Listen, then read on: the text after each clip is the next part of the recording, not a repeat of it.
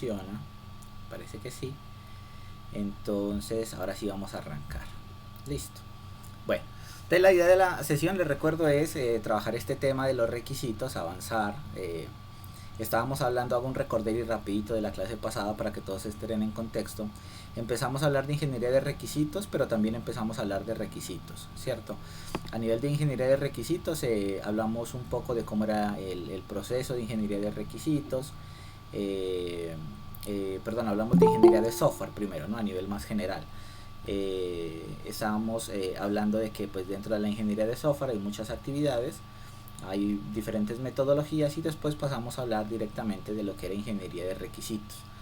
En esta parte de la ingeniería de requisitos, pues primero hicimos una actividad, eso sí ya fue la clase pasada, una actividad para poner en contexto ese problema de definir requisitos, y luego pasamos pues a abordar ya los requisitos como tal de forma más técnica, ¿no? De forma más teórica en las diapositivas. Espero recuerden este problema, ¿cierto? A través de las viñetas. Y empezamos a hablar de algunas características. Bueno, primero la definición de lo que serían los requisitos, y luego algunas características, ¿cierto? Que incluían que deben ser comprensibles por el usuario, deben ser una especificación correcta, no ambigua, completa y consistente. Y creo que quedamos por acá. Bueno, ya hablamos de que eran verificables, que debían ser modificables y rastreables, eso también ya lo vimos. Deben ser independientes del diseño y la implementación, y llegamos hasta esas características de la IEEE. Entonces, pues digamos, aquí no me quiero parar mucho, realmente son más de lo mismo, ¿cierto? Y quisiera pasar esta parte de la clasificación de los requisitos, que realmente, eh, eh, digamos, un tema interesante, porque a menudo los requisitos se clasifican en dos grupos, que es lo que normalmente siempre se escucha, ¿cierto? Pero hay otras, y esos dos grupos son, digamos, los requisitos funcionales y los no funcionales. Es muy normal que ese tipo de clasificación sea la que a menudo se hace, o digamos es como la partición más sencilla, ¿cierto? Sin embargo, hay distintos tipos de clasificaciones. Vamos a empezar a mirar algunas de ellas, y después pasamos a ese grupo famoso, ¿cierto? De los funcionales y los no funcionales. Entonces, empezando con esta clasificación, ¿cierto? Primero podríamos clasificar los requisitos de acuerdo al producto. A ver, denme un segundito, yo admito a los estudiantes. Tengo que aprender a dejarlo para que todos entren automáticamente, no sé cómo hacerlo. Bueno, entonces primero la primera clasificación que podemos hacer sería requisitos del producto. Entonces serían requisitos de usabilidad, requisitos de eficiencia, requisitos de rendimiento, entre esos de eficiencia, ¿no? De rendimiento, requisitos de espacio. También podríamos hablar de requisitos de confianza, requisitos de portabilidad. Básicamente lo que estaríamos haciendo acá es conceptualizar los requisitos de acuerdo, o verlos desde una óptica de qué le aportan al producto, ¿no? Qué dice el requisito sobre la usabilidad del producto, la eficiencia del producto, la confianza del producto, la portabilidad del producto, ¿cierto? Esa es una primera clasificación que podríamos tener. Otras de acuerdo a la organización. Requisitos pues serían como una clasificación de requisitos de la organización. Entonces habrían requisitos de entrega, requisitos de implementación y requisitos de estándares. No me quiero extender mucho acá. Simplemente pues quiero dejarles la idea de que hay muchas formas de clasificar los requisitos, ¿cierto? También podríamos hablar de requisitos externos, entonces los requisitos de interoperabilidad, requisitos éticos, requisitos legislativos. Estos a menudo son los que más se nos olvidan cuando estamos definiendo proyectos, ¿cierto? Que debemos tener en cuenta dentro del proyecto, dentro del software, que tiene que ver tanto con la ética, con la legislación, ¿cierto? De los países. A menudo se nos olvida, pero pues es como otra partición que yo les puedo dar. Aquí hay algunos ejemplos, ¿cierto? Simplemente que aquí la presentación se me dañó, en Linux no me funcionó tan bien. Pero les repito, pues no me quiero extender mucho acá, simplemente la idea que les quiero dejar es esa. Hay varias formas de clasificarlos, ¿cierto?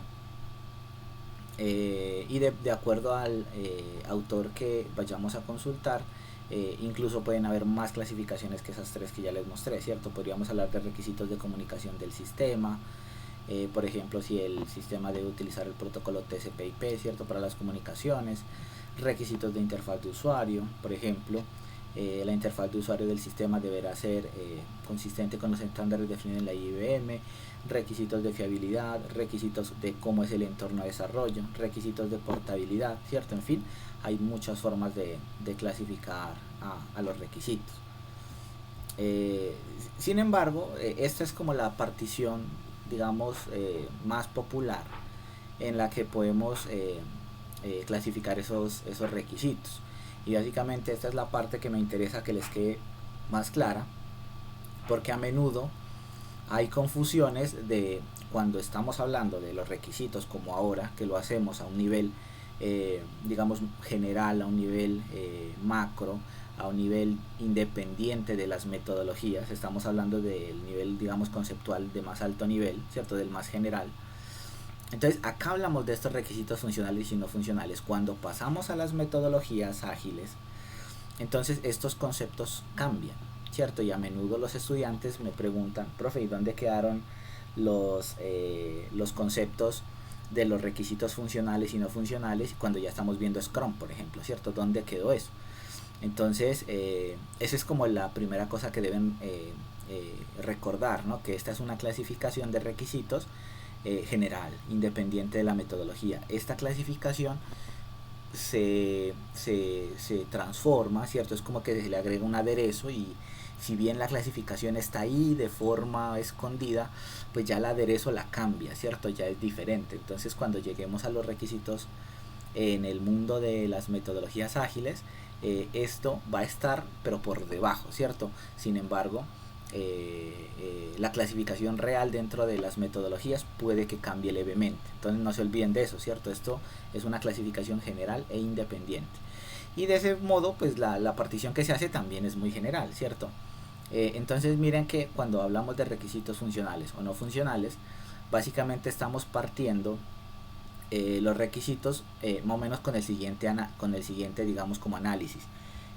Yo voy a pensar en todas las funciones que debe tener el sistema a nivel de qué debe hacer, ¿cierto? Ahorita vamos a la definición, digamos, como está acá técnica. Primero quiero que se lleven como una idea gráfica o una idea intuitiva de cómo separarlos. Entonces sería como así, ¿cierto? Los funcionales serían todos los requisitos que tienen que ver con qué debe hacer el sistema, ¿cierto? Cómo debe hacerlo, ya es como lo que va a empezar a dibujar lo que serían los requisitos no funcionales. Entonces los requisitos funcionales serían como capas, envoltorios. Imagínense un confite, ¿cierto? Un dulce, un bombón, y entonces yo en el centro tengo lo que es el dulce como tal, ¿cierto? Ese podríamos pensarlo como el requisito funcional, y hay una capa, una cobertura en la frontera, ¿cierto? Que separa de pronto ese requisito del resto, que de alguna manera condiciona lo que está dentro porque define su tamaño, ¿cierto? El envoltorio es como que el que define los límites y finalmente le pone como algunas restricciones a ese dulce, ¿cierto? El dulce va hasta donde está el envoltorio.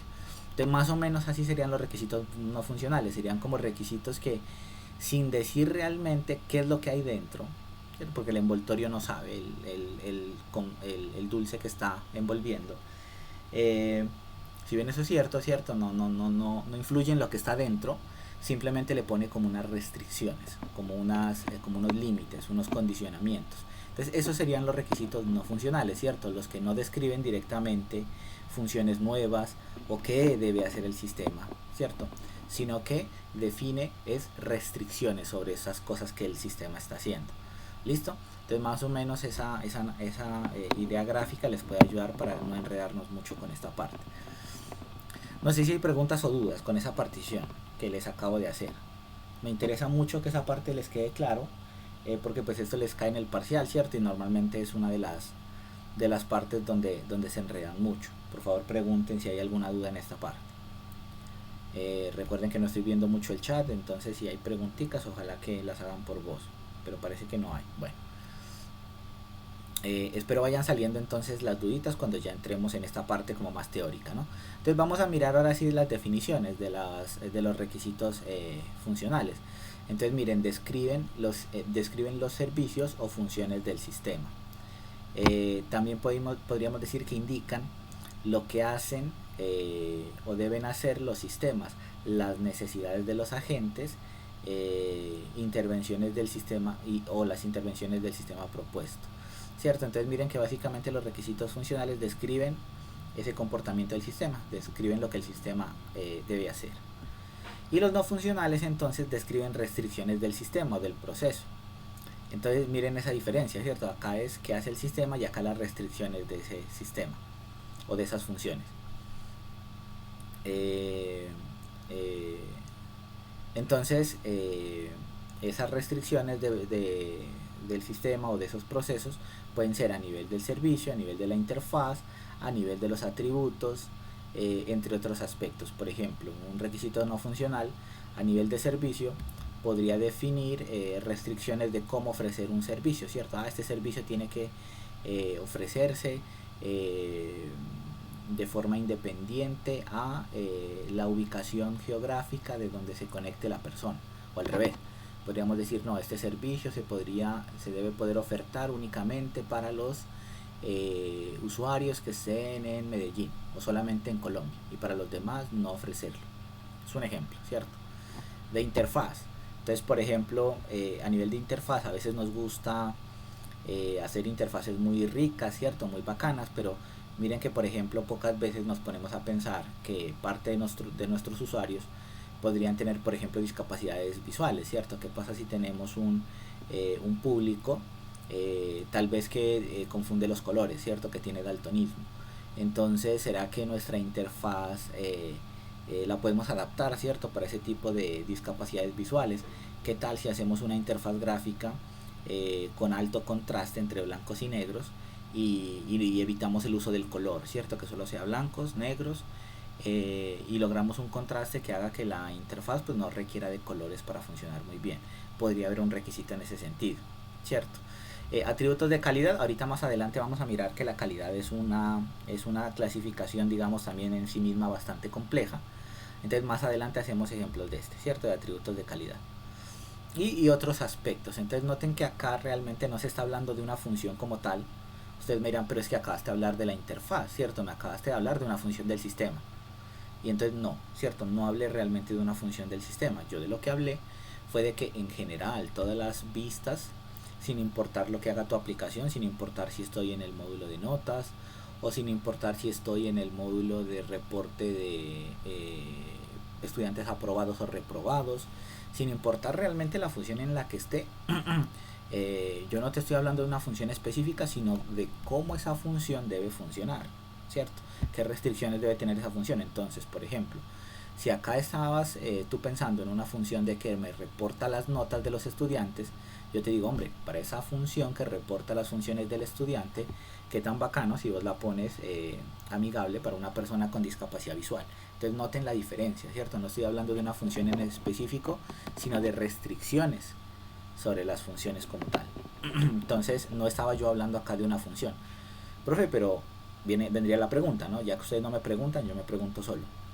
Entonces la pregunta sería ahí, profe, pero esa parte de adaptar, por ejemplo, la función, de adaptar la interfaz gráfica, por ejemplo, para que ayude a una persona con discapacidad visual, pues eso es una función del sistema, porque eso hay que programarlo.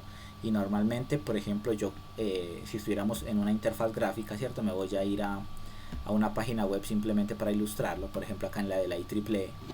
Entonces, ¿cómo podría funcionar ese botón de cambiar a la interfaz para ayuda, ¿cierto? A discapacidad visual? Posiblemente hay un botoncito por acá arriba, ¿cierto? A la derecha, que yo le hago clic a ese botoncito y me despliega un menú, más o menos lo que está ocurriendo acá, y que yo aquí al hacer clic en el menucito, pues aquí esté la opción de cambiar a modo de alto contraste, ¿cierto? O cambiar a modo de facilidad visual, no sé, ¿cierto? ¿Qué nombre darle?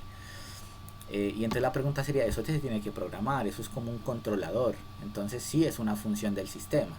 Esa podría ser una buena pregunta, ¿cierto?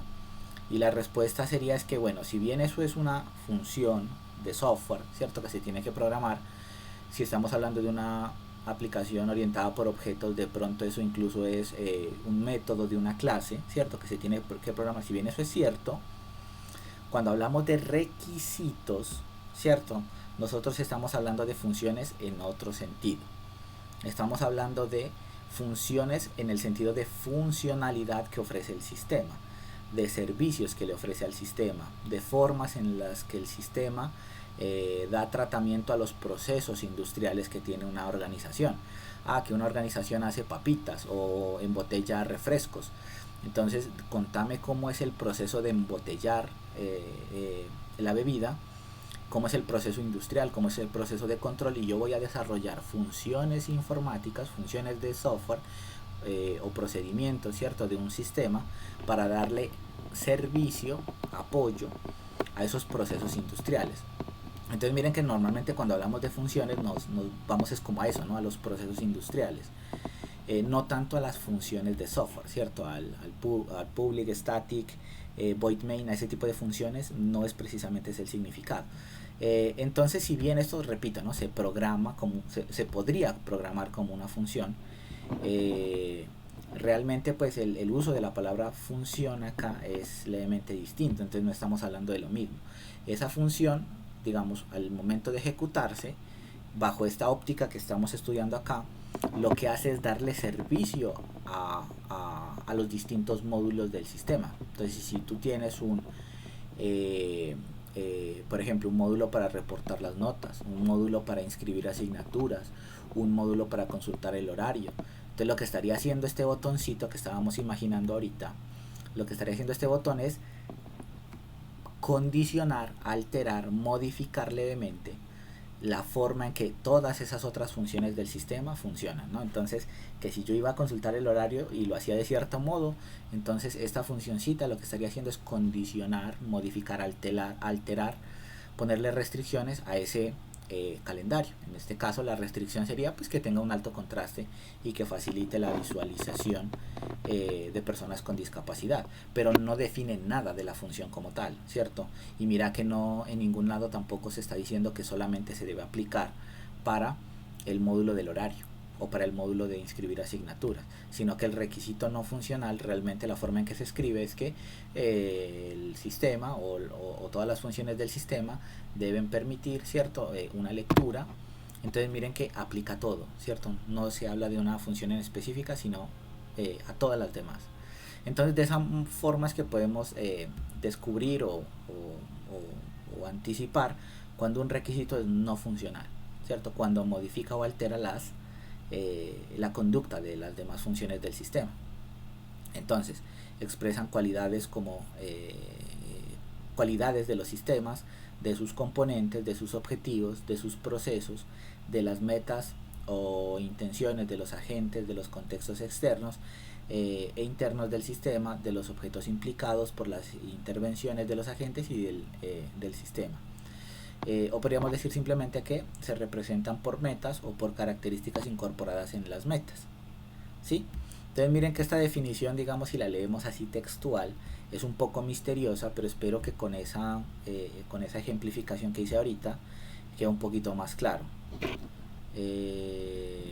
No sé si hay preguntas con esta parte, preguntas, dudas. Ahorita hacemos ejemplos pues, pero me interesa saber si está quedando claro hasta aquí. Preguntas, dudas. No, quedó muy claro. Listo, pues eso significa que no haya preguntas, ¿no? Que todo está claro o que nada está claro. Entonces espero que todo esté claro. Bueno, entonces vamos a seguir. A ver, entonces ahorita les decía yo que los requisitos no funcionales se asocian o están ligados a los atributos de calidad, ¿cierto? Entonces para hablar de esto tenemos que hablar primero de qué es calidad. Y esto es lo que les presento acá. Entonces resulta que hay una norma ISO, ¿cierto?, que define lo que es la calidad para productos de software. Y básicamente esta norma ISO nos hace una partición de la calidad en distintas categorías. Yo en este momento no se las voy a mostrar de aquí porque esta norma acabó de cambiar hace nada, creo que el semestre pasado, y todavía pues no he actualizado la diapositiva.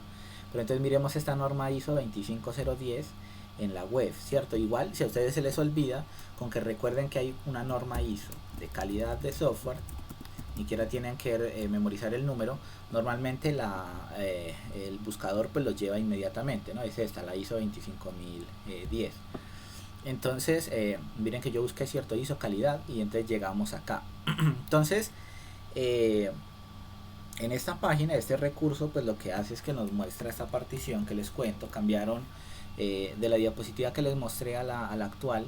Creo que cambian criterios de capacidad, de interacción y esta parte de protección. Me parece que cambian estas dos categorías y algo de las subcategorías, ¿cierto? Pero sin embargo el espíritu de la categoría es como el mismo, simplemente hay como la redefinición de algunas categorías. Entonces, simplemente para mostrarles la versión más actualizada, les recomiendo pues que cuando estén consultando este material de la diapositiva, recuerden pues que esto está levemente desactualizado, ¿cierto? Entonces por ahora les recomiendo pues consultarlo por acá. Les pido disculpas por no tener la diapositiva pues lo más actualizada posible. Y una cosa que es interesante y que a menudo confunde mucho es como que algunas de estas categorías se parecen, ¿cierto? Ahorita vamos a mirar cada una en detalle, pero se parecen. Entonces es muy normal que a mí a veces como que, bueno, estoy acá hablando de mantenibilidad y entonces estamos hablando por ejemplo de la modularidad y a mí se me olvidó porque es que esa vaina es como muy parecido a la compatibilidad, esta vaina de la coexistencia, ¿cierto? Entonces como que me suena lo mismo. Entonces si eso les pasa, en este recurso pues también están las definiciones de cada una de esas categorías, ¿no? Entonces, a mí se me olvidó que era la eficiencia de desempeño, ¿cierto? Se me olvidó. O cualquiera de estas categorías, ¿cierto? Por ejemplo, entre las nuevas, seguramente yo aquí miraré una que no es la que estaba en la versión anterior. Por ejemplo, esta de inclusividad creo que es una de las nuevas. Entonces, pues pucha, se me olvidó que era lo de la inclusividad, entonces vamos a buscarlo. Eso está en capacidad de interacción y de inclusividad. Entonces yo me desplazo, ¿cierto? Y aquí está inclusividad. Entonces aquí tengo un resumen rápido de lo que es esa categoría. Listo. Entonces este recurso es pues de una consulta rápida. Miren que es muy sencillo de usar. Y aquí tienen básicamente las definiciones, ¿no? De lo que es calidad de software. Entonces a mí me interesa que ustedes conozcan lo que es la calidad de software, les repito, porque nos va a dar una definición de lo que serían estos requisitos no funcionales, que a veces, repito, esta definición que yo les presento acá parece un poco árida, ¿cierto? Como difícil de entender, difícil de comprender. Entonces si yo miro más bien la norma ISO y miro cada categoría, como que en el conjunto, ya entendí lo que es la calidad, ¿cierto? Entonces muy bueno que utilicen este recurso y lo consulten de vez en cuando. Entonces vamos a mirar, ¿cierto?, que nos propone la norma ISO 25010 sobre la calidad de productos de software. Entonces miren que la primera parte es digamos la más cercana, digamos, a lo que serían los requisitos funcionales, pero seguimos hablando de calidad, ¿cierto? Estos siguen siendo requisitos no funcionales. Pero miremos esta primera categoría, que es tal vez la más cercana, ¿no? Entonces la primera es adecuación funcional. Primero es la completitud funcional. Miren que como acá se está hablando de adecuación funcional, aquí vamos a hablar de que estas tres categorías de lo que van a hablar es que las funciones que se están desarrollando para el sistema pues sean pertinentes, ¿cierto? Sean las que deben ser básicamente. Entonces miremos completitud funcional. Entonces si yo me voy a la completitud funcional, sería el grado en el que el conjunto de funcionalidades del producto cubren todas las tareas y los objetivos de usuario especificados. Entonces aquí la pregunta del millón es, vení, ¿cómo hago para saber si un requisito, ¿cierto?, es de completitud funcional? Entonces yo básicamente tengo que hacer esa verificación, ¿no? Vení, ¿hay algún requisito que me diga a mí cómo cada función está cubriendo esas necesidades de la tarea o esos objetivos del usuario específicamente? Si es así, ese es un requisito de completitud funcional. Vamos a hacer un pequeño ejemplo, ¿cierto? Porque esta parte suele ser un poco confusa. Entonces imaginen por un momento que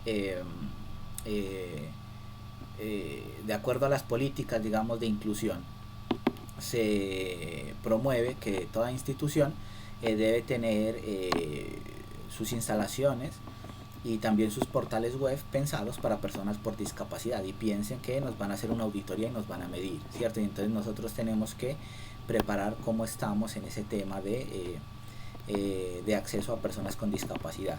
Entonces a alguien se le ocurre, vení, como vamos a construir un software nuevo, ¿cierto? Tenemos este proyecto que está nuevo, ¿por qué no lo pensamos para que ayude con esos indicadores de inclusión? ¿Cierto? Entonces vamos a definir, el mismo ejemplo voy a dar que di ahorita, ¿no? Vamos a definir para nuestro sistema un botoncito que en la parte superior te permita cambiar el sitio web de una visión, digamos, general a una presentación en alto contraste de blanco y negro, y la colocamos aquí como una presentación o un modo de visualización para discapacidad visual. Entonces esa función del sistema está pensada para que nos permita alcanzar ese objetivo organizacional, ¿cierto? Que es un objetivo de la organización para dar cumplimiento a una legislación, ¿cierto? A una normativa o simplemente a una iniciativa propia de la organización, de incrementar, ¿cierto? Su facilidad de acceso a población con discapacidad visual. Entonces eso le está apoyando a los objetivos misionales de la universidad, o a los objetivos de la organización en general, ¿no?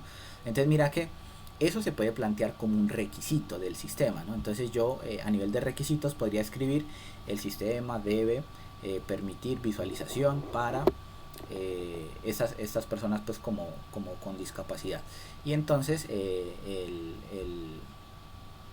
el requisito yo lo puedo categorizar de esta manera, ¿cierto? Es un requisito que me permite alcanzar los objetivos de la organización, o los objetivos pues que me estoy planteando, y en ese caso entonces podría hablar yo de completitud funcional, ¿cierto? Ese ejemplo, digamos, lo estoy forzando un poquito, ¿cierto? Porque simplemente quería como mostrarles la línea de pensamiento a través de la cual yo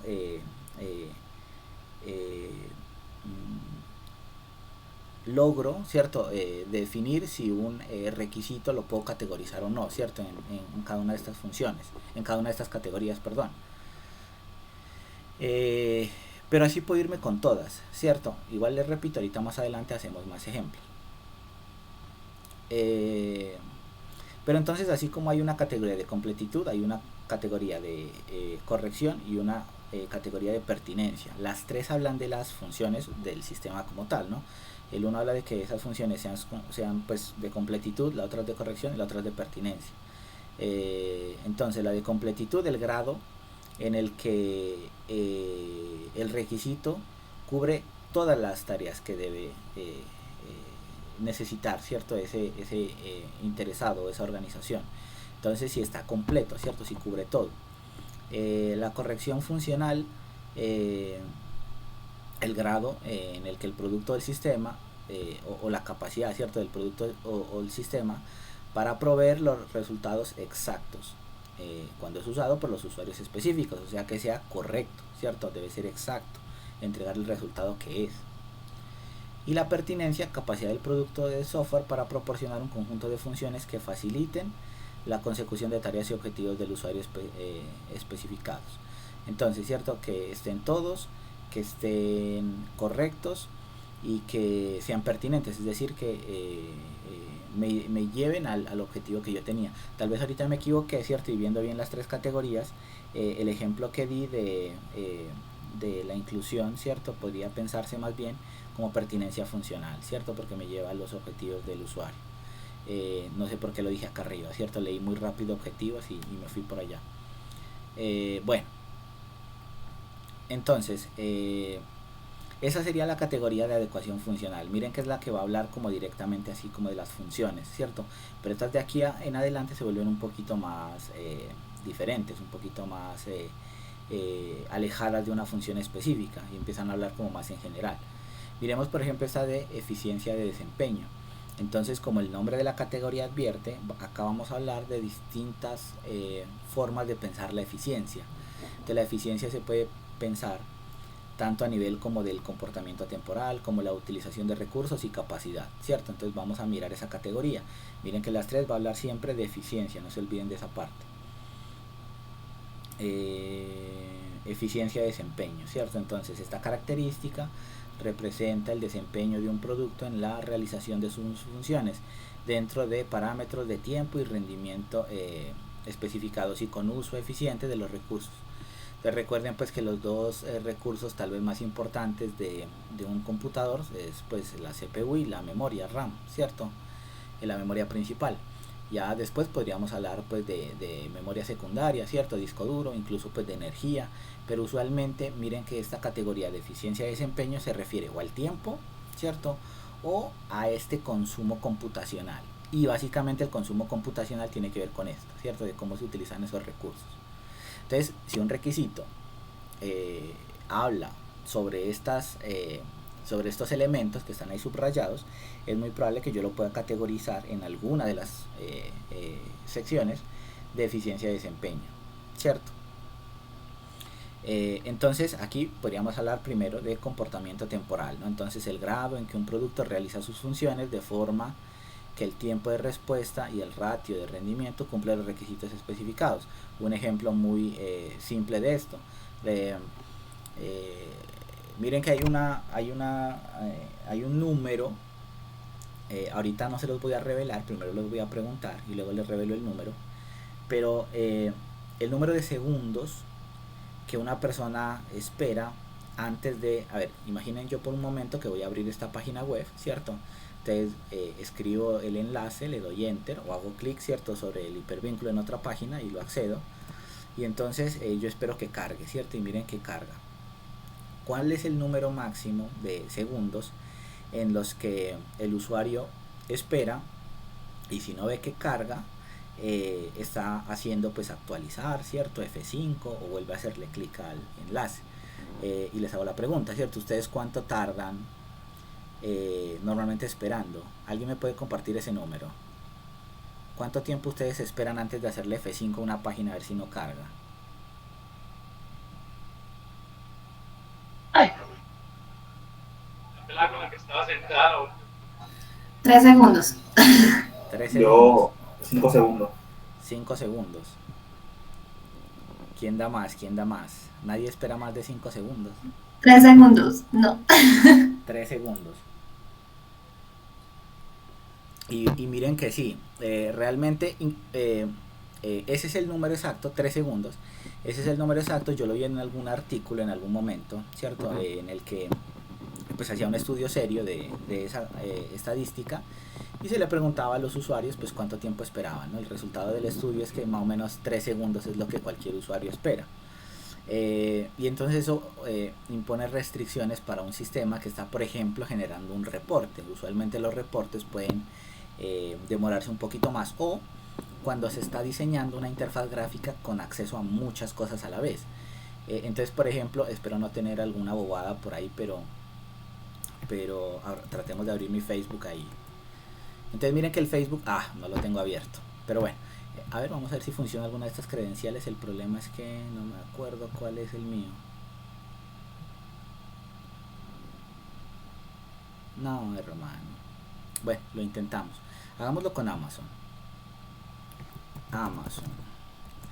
Entonces miren que cuando yo voy a hacer una búsqueda, vamos a buscar aquí cualquier cosa.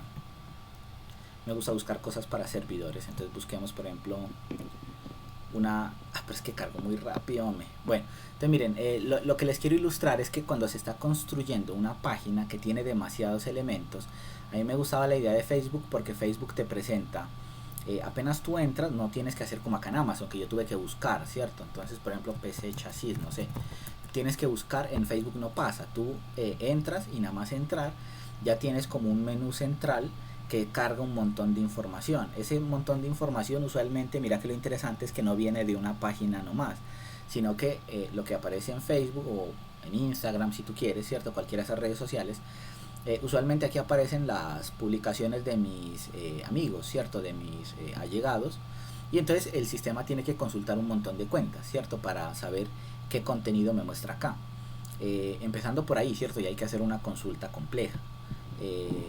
Adicionalmente a eso, el menú de Facebook me muestra aquí en el menú de la izquierda posiblemente los grupos, ¿cierto? A los que estoy suscrito, y alguna información adicional acá. A la derecha está el chat, y entonces hay un montón de elementos en pantalla que se deben cargar. Entonces lo que hace Facebook para jugar con esos 3 segundos. Y bueno, no solo Facebook, ¿no? Muchas aplicaciones.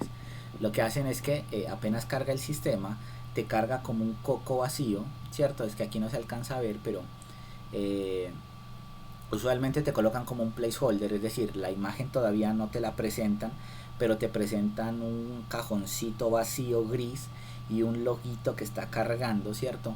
Y entonces si la conexión es lenta y se demora más de 3 segundos, visualmente tú ves que ya cargó como que la carcasa, aunque esté vacía, y ves el loguito cargando, y entonces esa ayuda visual te dice, no, ya está cargando, y esperas más de 3 segundos. Lo mismo con el resto, ¿cierto? Probablemente este menú, probablemente el precio, probablemente esto que tengo acá a la derecha, todos esos elementos, si se demoran mucho tiempo, entonces conviene cargarlos así como en buclecito, ¿cierto? Como que bueno, primero cargamos la interfaz, aunque cargue lenta, y luego cada elemento de la pantalla lo vamos cargando con una petición nueva que permita como que colocar un loguito de espere, y cuando ya tengamos la información la ponemos realmente. El resultado es que la página carga todavía más lento, pero visualmente la persona tiene como que en una conexión lenta tiene como una expectativa de que no, mira, el sistema está cargando y espera más. Entonces, volviendo acá a los requisitos, ¿cierto? ¿Por qué les presento ese ejemplo? Perdón, acá no estábamos. Estábamos en la norma ISO. Entonces, volviendo acá, les hago ese ejemplo porque yo podría definir un requisito precisamente pensando como en el comportamiento temporal del software, ¿cierto? Y decir, por ejemplo, todas las funciones del sistema deben cargar en menos de 3 segundos, ¿cierto? Que es lo que científicamente pues se supone que una persona espera. A mí no me interesa que estén haciendo F5, F5, F5, porque cada vez que se hace un F5 es una petición nueva al servidor, eso consume memoria RAM, eso consume procesador, consume incluso energía, ¿cierto? Y además del impacto ambiental, pues está todo el costo computacional de la organización. Entonces a mí me interesa pues que no estén refrescando mucho la página, porque me toca comprar servidores más potentes y pues eso cuesta dinero. Entonces no, un requisito de que todos los informes o todas las pantallas se tienen que cargar en menos de 3 segundos. Entonces mira que ese requisito no habla de ninguna función en particular, por eso es no funcional, pero sí modifica el comportamiento de esas funciones. ¿Cómo lo modifica? El ejemplo que acabé de dar, ¿no? Mira que si estamos construyendo el homepage o la página de bienvenida del sitio web, entonces lo que vamos a hacer para lograr esos 3 segundos es, por ejemplo, aplicar esa técnica, ¿cierto? De cargar más lento, pero pues cargar con ayudas visuales que le dan una pista al usuario de que todo el sitio está cargando, ¿no? Y si su conexión es levemente lenta, pues digamos, esos logos de carga le van a dar esa tranquilidad psicológica para que no haga F5. Entonces noten cómo ese sería un comportamiento o un requisito pues de eficiencia, ¿cierto? Que de acuerdo a la norma ISO pues es un requisito de calidad. No sé si hay preguntas con ese ejemplo que acabo de dar. Sí queda claro que no es un requisito funcional porque no habla de una función específica. Preguntas con esa parte. Preguntas, dudas, ¿todo está claro? ¿Nada está claro? Bueno, vamos a asumir que todo está claro. Entonces, ese sería pues un ejemplo de eficiencia de desempeño, ¿no? Entonces, bueno, hablamos de comportamiento temporal. Voy a tratar de avanzar un poquito más rápido por las demás categorías, ¿no? Digamos, si presento todas cada una con ejemplos, pues no acabo nunca. Ahorita vamos a hacer algunos ejemplos de cada una, pero entonces voy a tratar de ir un poquito más rápido por las demás categorías. A mí lo que me interesa es que les quede claro de que cada una de las dimensiones o cada uno de los grupos, ¿cierto? En los que está separado estos atributos de calidad, cada categoría tiene una óptica distinta sobre esas restricciones del sistema o esas restricciones sobre el sistema, pero todos hablan de lo mismo, ¿cierto? En ese sentido todas las categorías se parecen. Van a ser requisitos que no están manipulando directamente una función del sistema, sino imponiéndole restricciones de distintas categorías. Ya hablamos, por ejemplo, de esas funcionales y hablamos de una restricción de eficiencia. ¿cierto? Vamos a mirar las otras dos entonces. Utilización de recursos, ¿cierto? El grado grado en que la cantidad y tipos de recursos utilizados por el producto al llevar a cabo su función bajo condiciones determinadas no exceden lo especificado. Por ejemplo, que estamos haciendo un módulo de la función para reportar notas del sistema a final de semestre, y resulta que esa función pues tiene que leer todo el historial del estudiante, ¿cierto? Para entregarle un resumen. Entonces yo podría colocar un requisito que esa función no debe consumir más de 10 megabytes de memoria RAM. Es un ejemplo, ¿cierto? Entonces no debe consumir más. Y ya pues le dejamos ese chicharrón a los programadores de cómo optimizar para lograr eso, ¿cierto? Pero si a mí me interesa, por algún motivo, ser muy estricto en el uso de la memoria RAM de un servidor, podría tener un requisito en ese sentido, ¿cierto? En este caso de utilización de recursos. También de capacidad, grado en el que el producto cumple los requisitos relativos a límites máximos de un parámetro. Ítems almacenados, usuarios concurrentes, ancho de banda, ¿cierto? Capacidad, ¿cierto? La capacidad máxima de un proceso o del sistema en general, ¿cierto? En alguna de estas dimensiones o dimensiones similares, ¿no? La capacidad máxima, por ejemplo, en un sistema pensemos un Spotify, ¿cierto? Pero lo hicimos con Z para que no nos demanden, entonces es Spotify. Y en ese sistema nosotros definimos que las canciones que sube el usuario no pueden superar 1 giga, ¿cierto? De almacenamiento o de tamaño, porque pues si lo permitimos subir más grandes, ya las personas podrían subir archivos que rápidamente consumen todo el disco duro que tenemos disponible, ¿cierto? Es un ejemplo. Ahora, compatibilidad, ¿cierto? Empecemos a ir por las demás categorías, ¿cierto? Entonces miren que vamos con compatibilidad. Esta suele tener,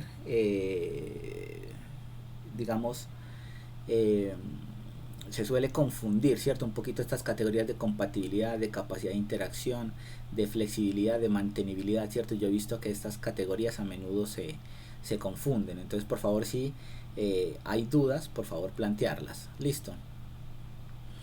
Entonces sí, vamos a compatibilidad, ¿cierto? Entonces en compatibilidad sería la capacidad de un producto de intercambiar información con otros productos y o llevar a cabo sus funciones requeridas cuando comparten un mismo entorno o recursos. Esta característica se subdivide a su vez en las siguientes subcaracterísticas, ¿no? Pero bueno, vamos a mirar. Entonces, coexistencia. Capacidad del producto para coexistir con otro software independiente en un entorno común, compartiendo recursos comunes sin detrimento. Un ejemplo de esto, ¿cierto? Entonces, imaginen por un momento que nosotros vamos a crear un servidor de streaming, ¿no? Tipo Netflix. Y resulta que para ponerlo en funcionamiento nos conseguimos a alguien que nos ofrece un hosting barato, alguien aquí en Medellín, y nos dice que nos va a desplegar la aplicación en el servidor de él. Y entonces nosotros le pagamos por ese servidor y evitamos comprar pues un servidor profesional, ¿cierto? De los que están en Estados Unidos. Fuimos, digamos, a un mercado más pequeño, más local, porque estamos empezando. Entonces resulta que cuando instalamos la aplicación o instalamos nuestro servicio pues de streaming, resulta que cuando lo programamos utilizábamos la base de datos MySQL, ¿cierto? O Postgres. Suponete MySQL o MariaDB, que son de las baratas, de las gratuitas, digamos, son de las más populares. Entonces imagínate por un momento que él le vende ese servicio a varias personas, ¿cierto? Y resulta que en algún momento nuestro sistema colisionó con otro sistema que también utiliza la base de datos de MySQL, y tan de malas que creamos una base de datos con el mismo nombre, ¿cierto? Le llamamos DB, que es el nombre más común que se le coloca a esa base de datos cuando no queremos pensar mucho en el nombre, ¿no? DB o database. Y dos personas utilizaron el mismo nombre de bases de datos y ahí los sistemas entraron a colisionar, ¿cierto? Se cayeron. Porque una base de datos se empezó a escribir encima de la otra. Entonces mira que en ese caso no hay una coexistencia, ¿cierto?, correcta de esos sistemas. Entonces cualquier requisito que reglamente, ¿cierto?, cómo nuestro sistema debe convivir con otros, será un recurso de coexistencia. Preguntas con ese. ¿Sí es clara esa categoría?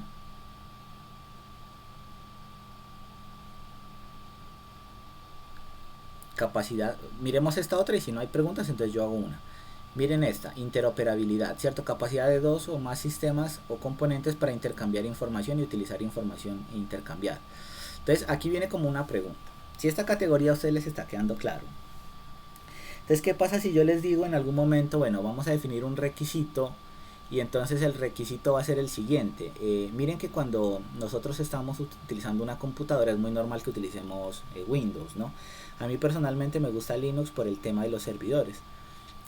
Porque normalmente un servidor siempre está, casi siempre mejor dicho, está desplegado en Linux, ¿cierto? Y cuando hacemos esa, o cuando necesitamos de pronto por algún trabajo lidiar con Linux, es un shock, ¿cierto? Es un cambio que si bien no es extremadamente difícil, pues es un cambio y todo cambio pues es un poco doloroso, ¿no? Implica reaprender un montón de cosas. Entonces imagínate que en algún momento yo digo, no, es que sabes que a mí esa vaina de Linux no me gusta. Y entonces yo voy a colocarle un requisito al software que tiene que ser en Windows, hermano. Porque es que no, este sistema yo quiero que corra en Windows, que es lo que sabemos manejar acá en el equipo de soporte de la empresa. Entonces tiene que ir en Windows. Entonces yo digo, no, el sistema debe ser compatible con Windows. Y eso lo pongo como un requisito. O debe correr en Windows, ¿cierto? Debe ser posible instalarse en Windows, en el sistema operativo Windows. Entonces, ese requisito de que debe ser compatible con Windows, ¿en cuál de esas dos categorías ustedes lo colocarían?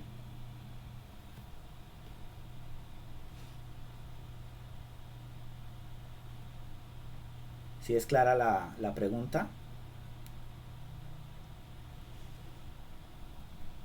¿En cuál categoría ubicarían esa parte de compatibilidad con Windows?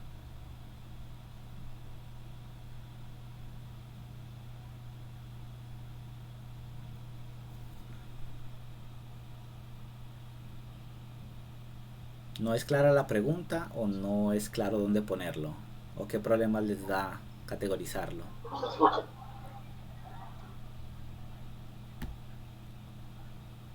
Preguntas, dudas. Profe, Sí. tal vez su existencia, ¿Es de qué, perdón? tal vez coexistencia. Coexistencia. Entonces mira, vamos a mirarlo, ¿cierto? Volvamos a mirar coexistencia. Entonces mira que cuando se habla acá de compatibilidad, ¿cierto? Entonces están hablando, empecemos por coexistencia y luego me devuelvo a compatibilidad, ¿no? Que es la categoría principal. Acá se habla de capacidad del producto para coexistir con otro software independiente en un entorno común, compartiendo recursos comunes sin detrimento. ¿Sí? Entonces mira que para yo poderlo clasificar acá, yo la primera pregunta que me tengo que hacer es, vení, mi sistema con qué otro sistema está compartiendo recursos. Eso sí está pasando en el ejemplo que les di. Es más, me puedo devolver me puedo devolver a la categoría, ¿cierto? General de compatibilidad. Entonces, yo acá podría preguntar, mira, bueno, la categoría se define como la capacidad de un producto de intercambiar información con otros productos y o llevar a cabo sus funciones requeridas cuando comparten un mismo entorno y recursos. Entonces vuelvo a hacerme la pregunta, ¿no? En el ejemplo que yo di, mi producto está intercambiando información con otro producto, y si no está intercambiando información, por lo menos están compartiendo recursos con otro producto. Eso estaba ocurriendo en el ejemplo. ¿Cierto que no? Porque mira que tenemos mi sistema y simplemente lo tenemos versus el entorno en el que va a ser instalado. Pero no estamos hablando de compartir recursos con otro producto. Entonces mira que realmente eso no va en la categoría de compatibilidad. ¿Sí? Y entonces miren que esta es la parte complicada.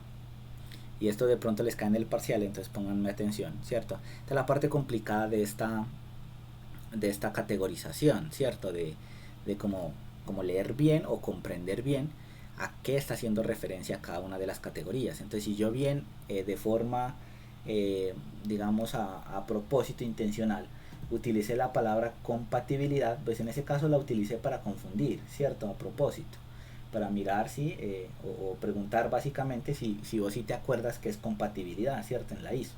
Y resulta que compatibilidad en la ISO no es eso que yo estaba hablando de que un sistema sea compatible con Windows, ¿cierto? Esa definición que les acabé de dar en el ejemplo de compatibilidad, pues nada tiene que ver con la definición que me da la norma. Entonces, esa es la pregunta que realmente estaba haciendo por debajo, ¿no? Si se habían dado cuenta de eso. Entonces mira que si yo digo, no, es que esa categoría no es compatibilidad, hermano, ¿cierto? Eso no es por acá. ¿Será que tal vez en otra de estas categorías lo puedo categorizar bien? Entonces mira, empecemos a leer y miremos si lo podemos ubicar en otra. Entonces, por ejemplo, por acá tenemos una, no, la de protección no, la de mantenibilidad, modularidad, reusabilidad, analizabilidad, capacidad de ser modificado, capacidad de ser probado, no. Fiabilidad, seguridad, mantenibilidad, flexibilidad, protección.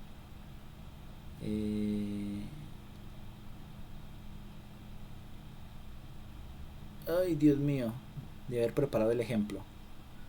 Autodescriptividad, inclusividad, involucramiento del usuario, protección, operabilidad, apreciabilidad, ausencia de disponibilidad, tolerancia, autenticidad, no repudio, integridad, confidencialidad, modularidad, reusabilidad, analizabilidad, capacidad de ser modificado, capacidad de ser probado, reemplazabilidad, instalabilidad. Mira, acá hay que no lo encuentro. Entonces mira que por acá en la categoría de flexibilidad hay uno que se llama instalabilidad, ¿cierto? Creo que es este. Lo que pasa es que esta es la categoría que cambió, por eso casi que no la encuentro. Entonces vamos a movernos acá a flexibilidad. Entonces, ahorita me las salté todas estas, pero ahorita las vemos rápidamente. Pero vamos a mirar si más bien lo podemos ubicar por acá, ¿cierto? El ejemplo que yo había mencionado. Vamos a mirar flexibilidad y en particular vamos a leer este de instalabilidad. Entonces me voy a ir por acá a la página 2 porque ese creo que está allá. Espérate, yo leo bien. Yo tengo una memoria muy mala. Flexibilidad. Entonces fiabilidad, seguridad, mantenibilidad. Aquí está flexibilidad. Entonces mira que en flexibilidad primero leamos la categoría general, ¿cierto? Sería la capacidad del producto para adaptarse a cambios en sus requisitos, contextos de uso o entorno. Mira que esa es la que me interesa a mí, ¿cierto? Entorno del sistema. Esta característica se subdivide. Bueno, entonces primero veamos adaptabilidad.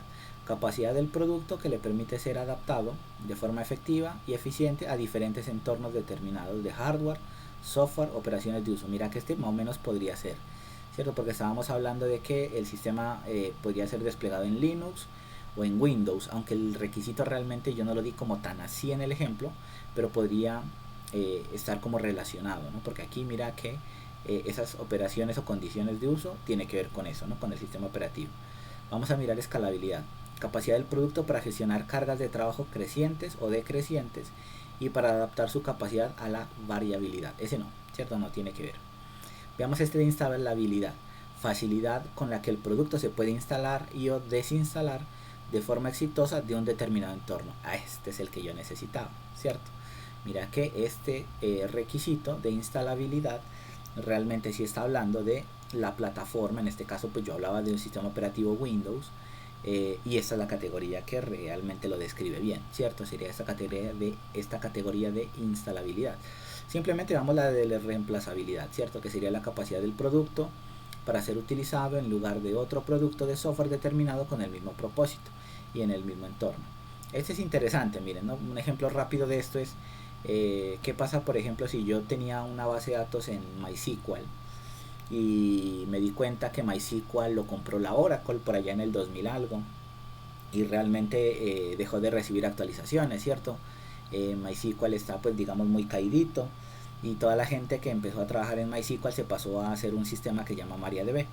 Entonces para los que ya vieron bases de datos puede que conozcan, perdón, que ustedes no han visto bases de datos, ¿no? Pero bueno, el próximo semestre que ven bases de datos probablemente estudien algo de eso.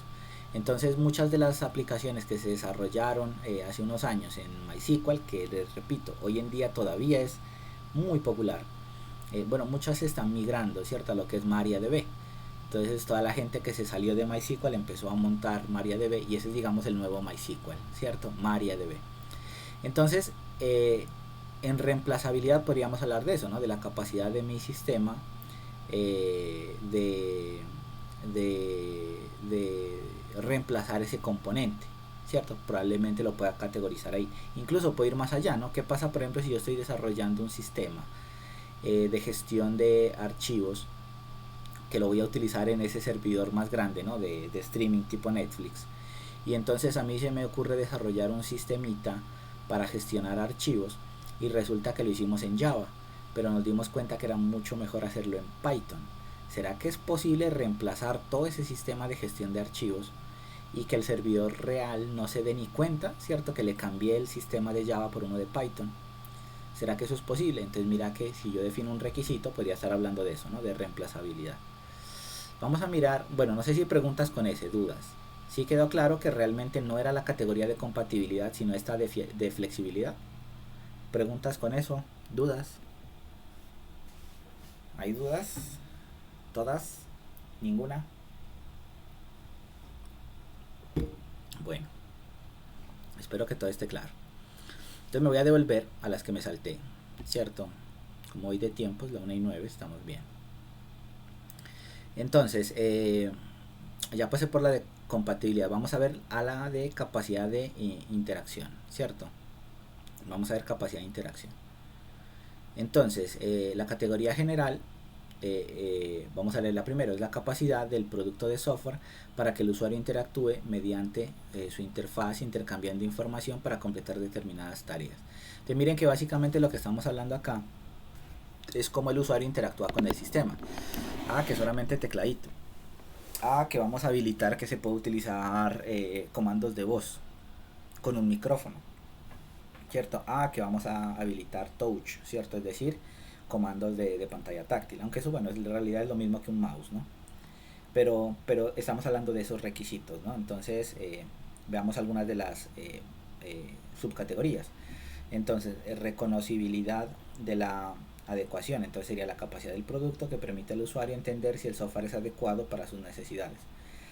De aprendizabilidad, esa palabra existe, aprendizabilidad, capacidad del producto que permite al usuario aprender su funcionamiento dentro de un tiempo especificado, ¿cierto? Que se llama más o menos intuitivo, pues. Operabilidad, capacidad del producto que permite al usuario operarlo y controlarlo con facilidad. Protección contra errores de usuario, capacidad del sistema para prevenir errores en su operación, ¿sí? Involucración del usuario, capacidad del producto de presentar sus funciones e información de forma atractiva y motivadora, fomentando la interacción continua. Inclusividad, capacidad de un producto para ser utilizado por personas con distintos contextos, por ejemplo, distintas edades, habilidades, cultura, raza, lenguaje, género, etc. Aquí podríamos meter esa que yo hacía ahorita tal vez, ¿no? de personas con discapacidad visual. Asistencia al usuario, capacidad del producto que permite que sea utilizado por usuarios con determinadas características y capacidades logrando objetivos específicos. Autodescriptividad, capacidad del producto para presentar la información adecuada, haciendo su uso inmediatamente evidente para el usuario sin interacciones excesivas con el producto u otros recursos. Documentación, help, necesito ir a Google, ¿cierto? A ver qué es eso, porque no lo entiendo. Entonces miren que básicamente esta categoría tiene que ver otra vez, ¿no? Cómo el usuario interactúa con el sistema. Y si yo escribo cualquier requisito que busque reglamentar esa interacción, eso sería un requisito pues de interacción, ¿cierto? Y ya yo busco en qué categoría lo puedo subdividir o subcategorizar. Listo. Vamos a ir a otra rápidamente, que ya me he demorado bastante en esto. Fiabilidad, ¿cierto? Entonces vamos a ver la de fiabilidad. Entonces sería la capacidad de un sistema o componente para desempeñar funciones específicas cuando se usa bajo condiciones y periodo de tiempo determinado sin interrupciones o fallos. Esta característica se subdivide a su vez en las siguientes subcategorías. Bueno, ausencia de fallos, capacidad del sistema para llevar a cabo sus funciones sin fallos bajo condiciones normales de operación. Miren que esta tiene que ver con esta de tolerancia de fallos, ¿no? Y yo le voy a hacer énfasis a esta porque a menudo es imposible, digamos, escribir un software que esté totalmente libre de fallas, pero lo que sí podemos hacer es tratar como de anticipar algunos de los errores que podría tener el sistema y buscar al sistema, bueno, proveerlo de alguna lógica de qué hacer en caso de que un problema se presente, ¿no? Entonces estaríamos hablando de la capacidad del sistema o componente para operar según lo previsto en presencia de fallos de hardware o software, ¿cierto? Entonces básicamente se prevé que hay un tipo de error, qué hacer o cómo operar si ese error se presenta. Por ejemplo, qué hacer si estás en una aplicación de Android que consulta información de internet y resulta que no hay conexión a internet, ¿cierto? O que está en medio de una transacción y el internet se interrumpe, ¿cierto? ¿Qué hacer ahí? También la capacidad de recuperación tiene que ver esto con tolerancia a fallos, capacidad del producto de software para recuperar los datos directamente afectados y restablecer el estado deseado del sistema en caso de una interrupción o fallo. Miren que eso está pegadito, o se puede, digamos, conectar el ejemplo que les di previamente a esto, ¿no? ¿Qué pasa si yo estoy haciendo una operación, por ejemplo un pago, ¿cierto? Estoy comprando unos tiquetes para un concierto y entonces estoy pagando con un método de pago tipo Nequi, tarjeta de débito, tarjeta de crédito, cualquiera, y le doy pagar, y preciso en ese momento que le di pagar empezó a cargar y se me cayó el internet y la transacción quedó como que a medias. Entonces yo voy a ver al banco y me debitaron la plata, pero voy a ver el correo y no encuentro un recibo de pago, no encuentro los tiquetes del concierto, no encuentro prueba del pago y finalmente no aparece, ¿cierto? Mi pago para el proveedor de ese tiquete. ¿Qué hago ahí? Entonces el sistema, ¿cierto? Estaríamos hablando pues de que el sistema debería tener un módulo que le permita como reconocer esas transacciones que quedaron a medias, y si está bien preparado pues que permita recuperarse, ¿no?, de esa falla de alguna manera. Entonces si yo escribo un requisito asociado a esa funcionalidad, es muy probablemente que estemos hablando de un requisito de capacidad de recuperación. Listo. Entonces noten en ese ejemplo que se vuelve interesante, porque cuando nosotros decimos yo debo desarrollar una lógica que le permita al sistema recuperarse de ese error, parecería que fuera una función nueva del sistema, ¿no? Yo podría pensar eso es un requisito funcional, pero mira que realmente esa función está ligada a otra, que es la función del pago.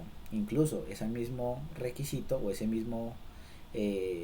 misma lógica de recuperación se podría aplicar no solo para la compra del tiquete, sino para otros servicios que pueda ofrecer la plataforma, que de pronto también se enfrentan a una pérdida de internet y por ahí un registro en bases de datos queda medio mal guardado. Entonces mira que el requisito puede aplicar a varias transacciones, no solamente a la compra del ticket. Entonces como puede aplicar a varias, no es una función nueva del sistema, sino que es un requisito no funcional, ¿cierto? Es una restricción sobre las demás funciones. No sé si hay preguntas con ese último ejemplito. ¿Vamos bien?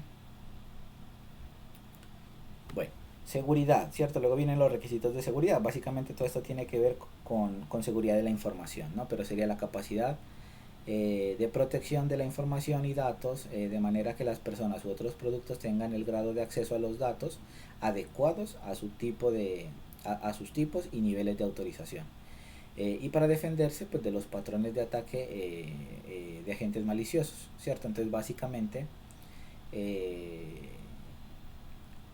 que la información esté correctamente disponible para la persona que debe estar disponible y no para los demás, y pues también que el sistema tenga capacidades de defenderse de crackers, ¿cierto? De criminales, pues de hackers criminales. Esta característica se subdivide pues en otras, ¿no? Entonces estaría confidencialidad. Esto tiene que ver con los datos, ¿no? Que los datos sean confidenciales. Entonces capacidad de asegurar capacidad de asegurar que los datos solo son accesibles a aquellos con autorización para ellos, ¿cierto? Por ejemplo, si yo tengo una historia clínica, ¿cierto? Y entonces que esa historia clínica solamente pueda ser accedida por yo, que soy el paciente, y por el médico. Nadie más puede tener acceso a eso, ¿cierto? Ni siquiera mi familia, nada de padre, madre, ni siquiera pues de pronto un cónyuge, ni siquiera hijos, ¿cierto? Solamente la persona y solamente el médico especializado, que no lo puedan leer otros médicos, ¿cierto? Así libremente. Integridad, la capacidad de un producto para garantizar que el estado de su sistema y sus datos están protegidos frente a modificaciones o eliminaciones no autorizadas, ya sea por acciones malintencionadas o por errores informáticos, ¿cierto? Otra vez, no, esto no necesariamente es un hackeo, ¿no? Que hackearon la plataforma y entonces dañaron la base de datos, sino que también el sistema, que un error del sistema no conduzca a que se escribió un recurso a medias en la base de datos y por algún motivo eso bloqueó al usuario, ¿cierto? Y el usuario ya no le da, porque la base de datos, como quedó a medias, se le bloqueó, ¿cierto? Entonces eso fue un error del sistema como tal. Y los datos le quedaron inconsistentes, ¿cierto? Los datos no tienen sentido, lo que está guardado, y por eso no funciona. Entonces que no pase eso, ¿cierto? Integridad. No repudio. Capacidad de mostrar las acciones o eventos que han tenido lugar de manera que dichas acciones o eventos no puedan ser repudiados posteriormente. En cristiano, ¿qué dice acá? ¿Cierto? Que el sistema provea como mecanismos para demostrar que una transacción ocurrió, por ejemplo, que es lo más típico de esta categoría. Entonces estamos gestionando, por ejemplo, un sistema informático de... imaginen por un momento que yo las tareas se las recibieran no por correo electrónico, sino, bueno, montemos un Google Drive, ¿cierto? Y entonces yo les digo, no, monten ahí, chicos, todas las tareas. Entonces, ¿qué pasa, por ejemplo, si un estudiante monta la nota y resulta que alguien por error cogió ese trabajo de la carpeta del compañero y lo borró? Entonces imagínense que eso va a ser un lío, ¿no? Porque entonces un estudiante va a decir, no, profe, es que yo sí lo monté, pero ya veo que no aparece, no entiendo por qué pasó eso, y de pronto el profesor llega y le coloca un 0, ¿cierto? Porque no vio la tarea. Entonces ahí va a ser un problema, porque cómo demostramos que el estudiante sí subió la tarea, y cómo demostramos que hubo otro estudiante que de pronto ni se dio cuenta y ese otro estudiante borró la tarea. ¿Cómo demostramos eso, cierto? Entonces probablemente con la carpeta de Google Drive sea muy difícil de lograrlo, pero por ejemplo un sistema informático con bases de datos podría tener logs o marcas de agua marcas lógicas sobre los registros, ¿no? Y si alguien borra un registro, realmente no se borra, sino que se marca con un bit si está borrado o no. Entonces de 0 pasa a 1, ¿cierto? Eso significa que está borrado, y además se guarda la IP y el usuario que lo hizo, ¿no? Entonces si hacemos eso y guardamos en la base de datos, y alguien llega y dice, mira, me borraron esto, pero ¿cómo así? ¿Qué pasó, no? Entonces tú le muestras, mira, es que lo borraste tú, ¿cierto? De tal día a tal hora, y la persona te puede decir, no, mira, es que no es posible, ¿cierto? Porque yo no lo borré. Y entonces tú vas al sistema y le demuestras, mira que sí, ¿cierto? Mira que aquí está el registro, aquí está tu dirección IP, esta es la dirección IP de tu casa, entonces tú sí lo borraste. Entonces mira que eso sería el no repudio, ¿cierto? No se puede invalidar o decir que esas transacciones nunca ocurrieron, porque el sistema guarda registro de eso. Responsabilidad, capacidad, perdón, no sé si preguntas con dudas, ese de no repudio a veces es confuso para los estudiantes. Preguntas, dudas. ¿Todo está claro? Bueno. Ahorita vamos a hacer un ejercicio, ¿no? Pónganle cuidado. Y ustedes son los que van a tener que clasificar requisitos. Entonces, si van quedando cositas, por favor pregunten. Bueno. Responsabilidad, capacidad de rastrear de forma inequívoca las acciones de una entidad, ¿no? ¿Quién está haciendo qué cosa? Entonces hay un responsable por cada transacción. Autenticidad, la capacidad de un producto para demostrar que la identidad de un sujeto o recurso es la que se afirma. Y resistencia, capacidad de mantener la operación de un producto bajo condiciones de ataque de un actor malicioso. Entonces, pues que aunque te intenten atacar el sistema, pues que el sistema no pues funcione de forma normal, ¿no? Aunque te estén haciendo algunos ataques. Resistencia. Miremos la categoría de mantenibilidad.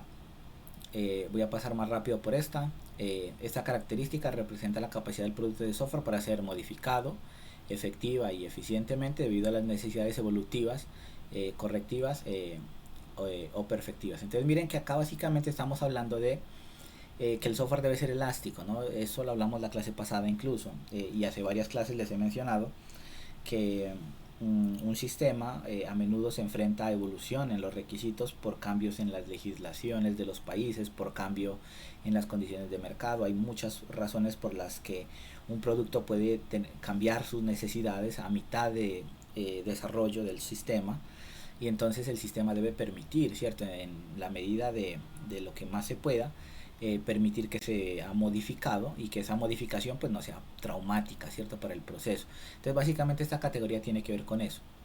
Entonces que el sistema sea modularidad, pues que tenga modularidad. Entonces para evitar que cambios en un componente afecten a otros componentes, que estén separaditos. Reusabilidad, ¿cierto? Entonces capacidad de un activo que permite que sea usado más de una vez por el sistema. Miren que programación orientada a objetos, este tal vez es uno de los puntos más fuertes, ¿cierto? Por eso es tan mundialmente aceptado. Se reutiliza muchísimo código programando orientado por objetos y haciéndolo bien. Analizabilidad, facilidad con la que se puede evaluar el impacto de un determinado cambio sobre el resto del software, ¿cierto? Vení, si me cambias un formulario y le agregas un campo, ¿cuántos archivos tengo que ir yo a modificar en el sistema? 2, maravilloso, ¿cierto?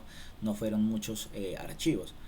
No, pero es que si me cambias un campo en un formulario, resulta que de ese formulario, por ejemplo, un formulario de usuario, entonces resulta que yo a ese usuario lo tengo en 40 vistas y en 40 controladores.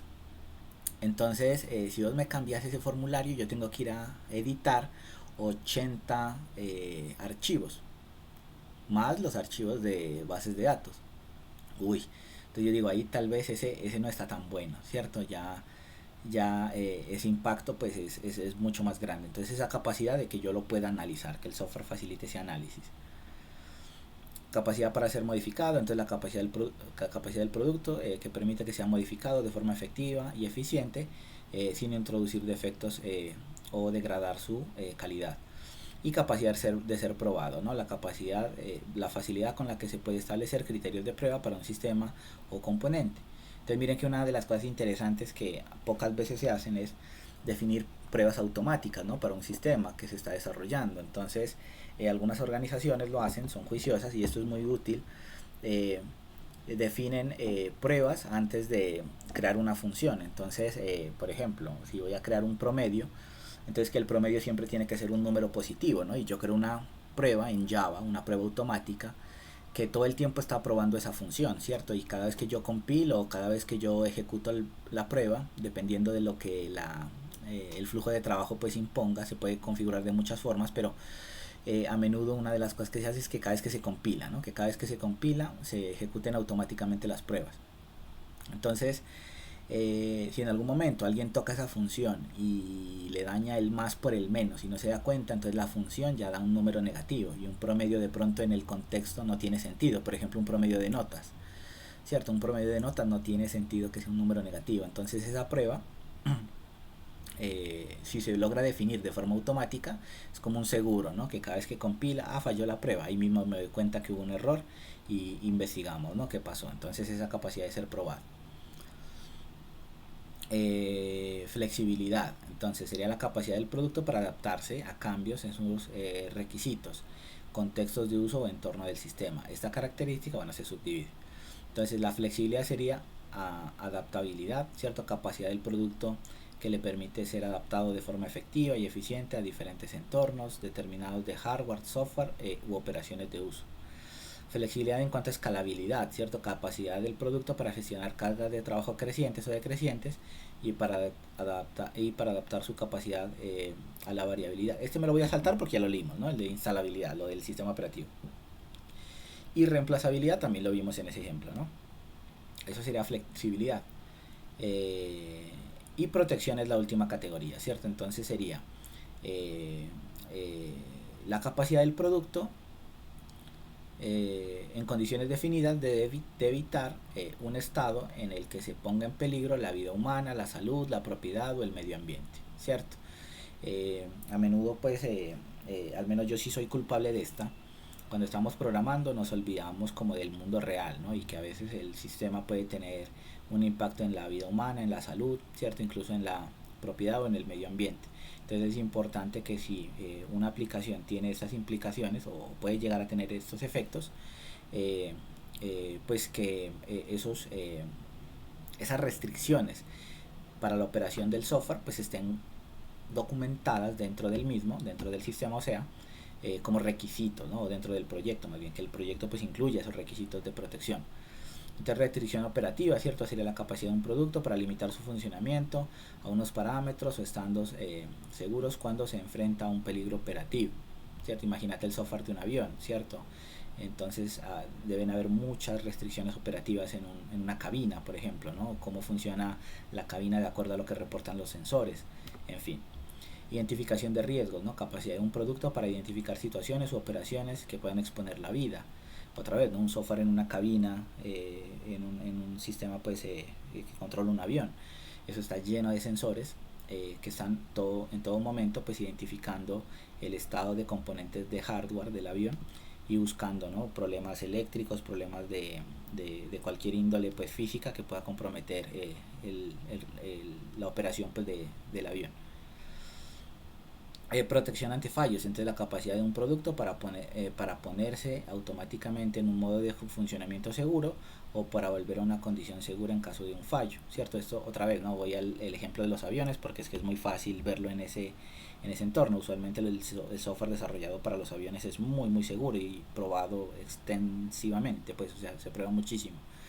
Entonces, por ejemplo, ¿qué pasa si se le desconecta un motor al avión, ¿cierto? Que por cualquier motivo se apaga un motor. Entonces, no, pues la cabina está en riesgo porque básicamente un motor, usualmente los aviones tienen dos y cada lado alimenta a los controles de uno de los dos pilotos, ¿cierto? Entonces se apaga, por ejemplo, el del lado izquierdo, probablemente se apagan los controles de navegación del capitán. Entonces, ¿qué pasa ahí, cierto? ¿Qué hace el sistema para protegerse entre esos fallos? No, prende una unidad de poder auxiliar, cierto, que le da energía a los controles del capitán y entonces no se apaga. Entonces, ese tipo de cositas, cierto, en el software. Entonces, eso debería ser un requisito, cierto, para que el sistema funcione así. Advertencia del peligro, cierto, la capacidad de un producto para alertar de riesgos inaceptables, de modo que puedan reaccionar con tiempo suficiente para mantener la seguridad de las operaciones. Otra vez, ¿no? Un ejemplo de aviación. ¿Qué pasa si la cabina por algún motivo pierde energía y a vos se te ocurrió que el software debía mostrar los errores utilizando una pantallita? Entonces ya el piloto no tiene forma de mirar el estado de los interruptores y mirar cuáles son los códigos de error, ¿cierto? Tal vez hubiera sido mejor tener un panel con botones tipo pulsador, ¿cierto? De los que se hunden y se quedan hundidos y de los que salen y pues tú lo presionas de nuevo y ya sale y se queda, ¿cierto? En otro nivel. Tal vez esa es una mejor forma, ¿no? De mostrar errores y no dependen tanto de una pantallita. Es un ejemplo, ¿no? Integración segura, capacidad de un producto para mantener la seguridad durante y después de la integración con uno o varios componentes. Entonces que el sistema pueda monitorear, ¿no? Cómo están funcionando otros subsistemas y chequeando si la información que está recibiendo es correcta, ¿no? En fin, bueno, entonces miren que acá esta es una categoría de protección. En general, volviendo pues a lo que es la norma ISO, miren que lo que hace la norma ISO es que nos provee una partición, me devolví mucho.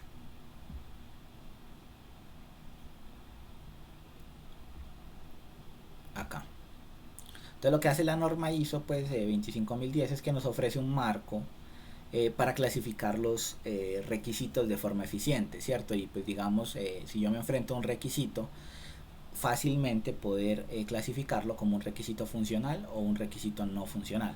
Porque esto va a ser importante, ¿cierto? Porque noten que como los requisitos no funcionales realmente no están hablando de funciones nuevas del sistema, es extremadamente importante para un analista de software saber reconocer cuando se está enfrentando a un requisito que es una nueva función del sistema, es decir, un requisito funcional, y cuando se enfrenta a un requisito que no es una función nueva del sistema, sino que es un requisito de calidad que realmente lo que está haciendo es poner o imponer restricciones sobre todas las otras demás funciones, y la forma en que esos requisitos se deben tratar a lo largo del proceso pues del ciclo de vida del software es muy diferente, ¿cierto? Eso ustedes lo irán pues descubriendo conforme el curso va avanzando, incluso también con el avance pues de otros cursos, ¿cierto? Pero lo que sí es cierto, y la idea que quiero que les quede de esto, es que es importante entender esta clasificación, porque dependiendo de si el requisito es de calidad